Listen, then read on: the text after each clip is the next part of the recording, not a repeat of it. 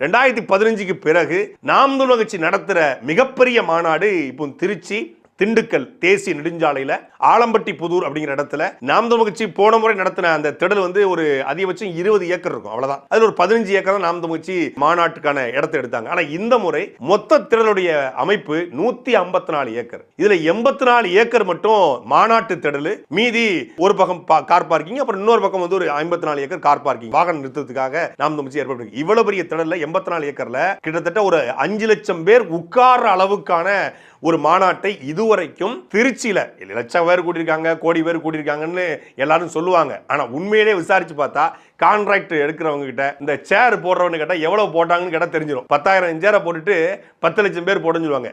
கடைசியா மதுரையில தாவேக்கா நடத்திய மாநாட்டில் 30,000 சேர் தான் போட்டிருக்காங்க. நான் சேர் போட்டவற்றை பேசிட்டேன். ஆனா இவங்க சொன்னது நாங்க 2 லட்சம் சேர் போட்டோம், 5 லட்சம் சேர் போட்டோம், அப்படிலாம் போடல. 30,000 சேர் தான் போட்டிருக்காங்க.